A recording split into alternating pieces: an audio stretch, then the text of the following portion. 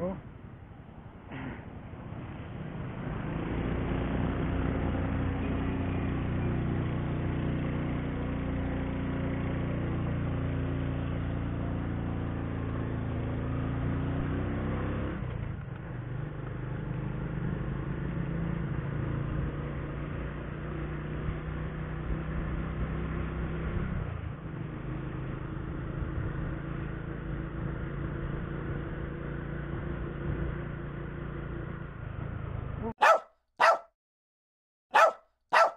Kala ko kambing.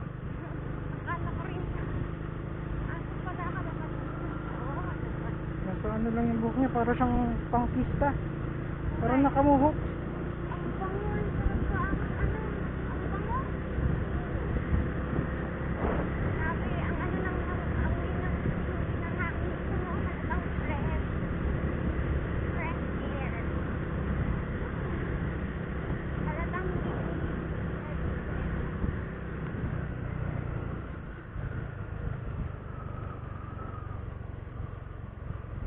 Let's go, lubak-lubak gaming na tayo mga pare ko eh. Yung sinasabi ko sa inyo, masusubukan natin yung Wave RSX natin dito. Yun oh. Unang ano pa lang. Grabe, lubak. Dito tayo sa ano, General Trias, boundary ng ano, General Trias at saka Silang. Pag dumiretso tayo dito, papuntang Silang na to.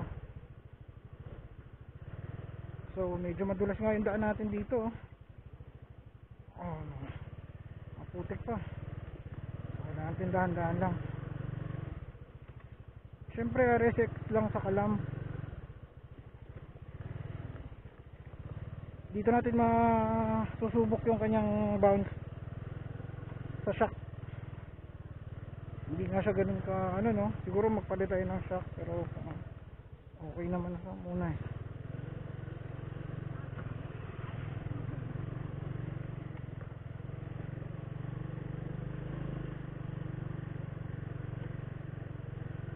Hindi lang pang ano, pang off-road pa, hindi lang pang sports, pang off-road pa.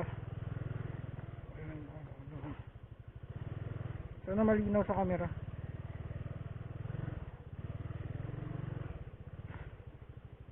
Ayan siya. So, sana nakita yung ano, mga bato-bato dyan.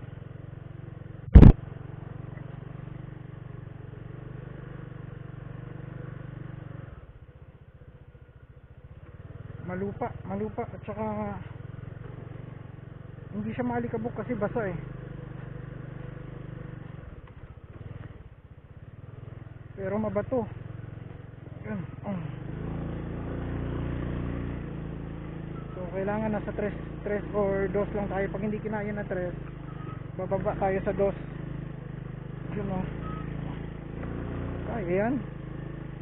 May backride ako. Backride ko pala yung partner ko ngayon. Pupunta kami sa kanilang hirap ng daan.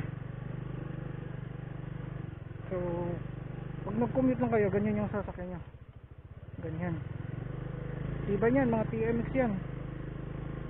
Ilang taon na yan dito tumatakbong ganyan.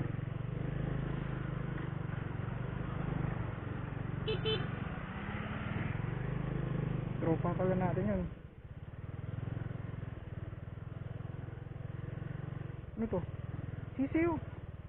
Sisiw ba yan? Uy, pato.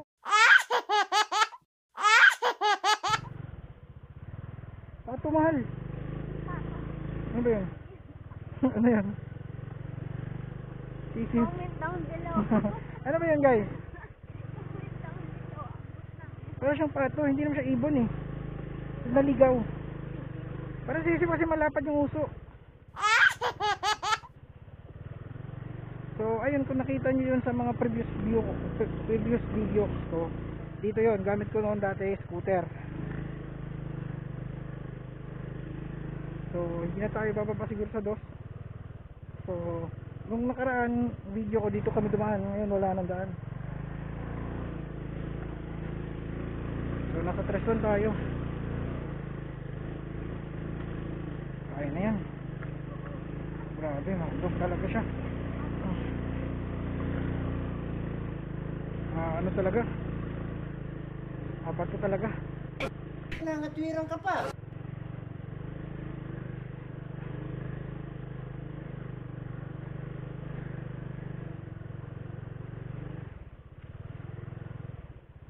Bato talaga siya. Pero kaya. Yung bounce niya sakto lang. Hindi talaga siya katulad ng mga aftermarket na mga magandang shock. Kasi pang road lang siya eh. Pang road lang talaga yung shock nito eh. Siguro kung gusto nyo magpalit kayo ng mga aftermarket na shock, yung mga, kaso medyo pricey din talaga yun. Iba yata yung shock ng ano, XRM na DS o kaya DSX yun. Maganda yung shock nun kasi nakadesenyo talaga yun para sa off-road, on and off-road. Ito kasi hindi ko siya advisable eh, pero ginagawa natin siyang off-road, no? Ginagawa natin siyang off-road. Ayun, no? Balik-balag.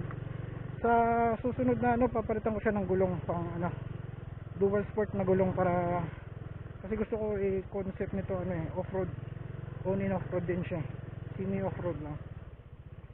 So shortcut natin, kung napanood yung video natin dito, yung labas nun dyan, wala na talaga, wala na dumada, hindi na pwedeng daanan na ano na, damo.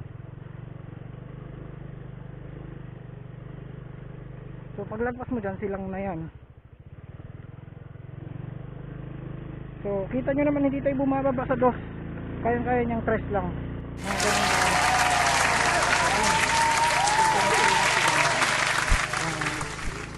So enjoy. Mababait mga guide natin dyan. Huwag lang kayo mag ano yun ba yung mga guide na nagpapatok, diba? Yun na sila. So may ano na dito, wala na kayo. May issue sila dito. So wala tayong ano dyan, wala tayong alam dyan. Wala na sila. So may nagpaputok man agad. Shout out sa'yo kuya. So doon lang naman yung off-road nya. Parang maganda nga dito siguro XRM eh, yung DSX. Parang manit lang yun sa kanya. Pero pag katulad na okay lang din sa atin, pero iba talaga yung nakadesenyo sa ano, semi off-road. Hindi naman semi off-road yung, ay hindi naman totally off-road yung XRM, no, kasi parang inspired lang siya. Pwede pa rin, pero hindi siya totally, kasi kung off-road ng ano, yung mga CRF na, di ba, yun talaga 100% yun. O kaya yung mga motard na XRM or yung Kawasaki DMX, yung mga ganon, or DT. Pero at least na patunayan natin na kayang-kaya ng ano natin, yung mga ganong bato-bato na kayang-kaya talaga natin. So yun yung road experience natin dun sa lubak-lubak na yun. Kayang-kaya ng ating Wave RSX 110 Honda lang sa Kalaam. So ito yung mga guard dito. So may mga issue sila dito, so hindi natin alam yan. O kung parang sumasawag pagka napuso. So yung araw ko, so yung mga ano dito, baka lawak nito mga pare ko. Ayan o, lawak yan. May mga pupo pa nga. Pag nabaka mo yan, swerte ka. Maganda dito pag naka CRF pa siguro, no, 300, CRF 250, mga ganun. O kaya yung mga adventure bike. So ayun, dito na tayo. Ayun, daming baka. Yung baka mga pare. Ayun. So ito yung tambayan nila, Kubo. Ang ganda na. Uy, ay, ang cute naman ito. Tara, liko.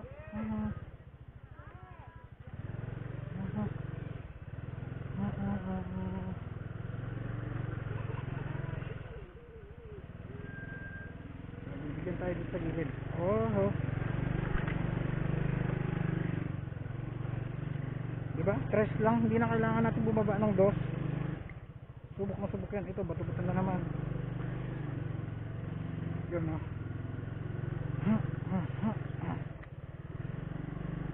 Ayan mga pare ko, kaya lalo na siguro pag napalitan ko ng ano yan, gulong na off-road.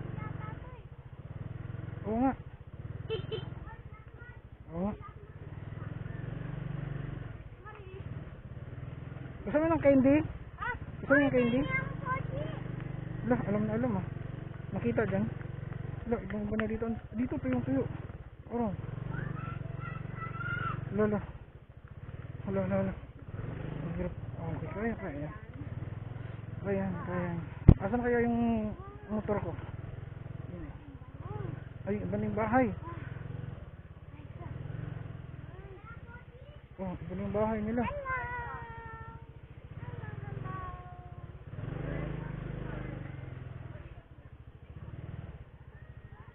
Okay. Ay, thank you Lord. Ay, nakarating Dumating din. din.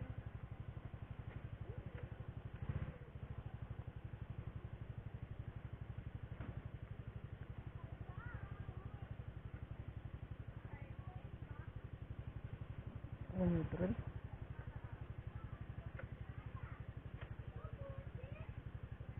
Yun. Ah.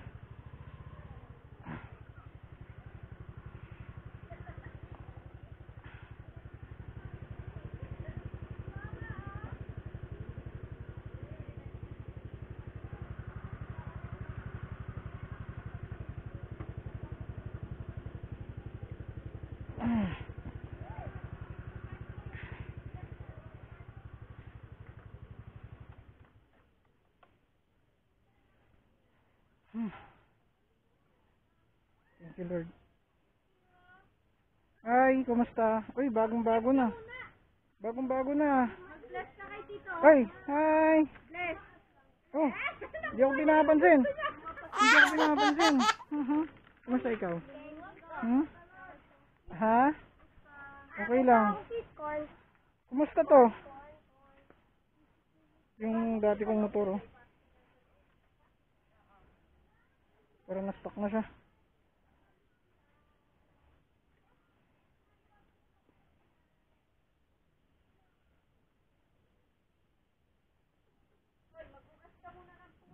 Pa rin na.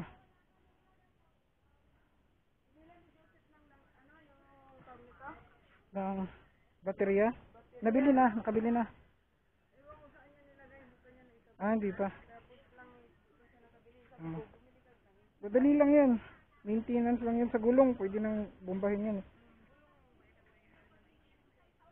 Ito, cable tie lang to eh. Yung motor ko dati mga pare ko eh. Oy, kumusta? Dalaw ka. Oo nga eh. Wala kayong pasok pala ngayon? Wala.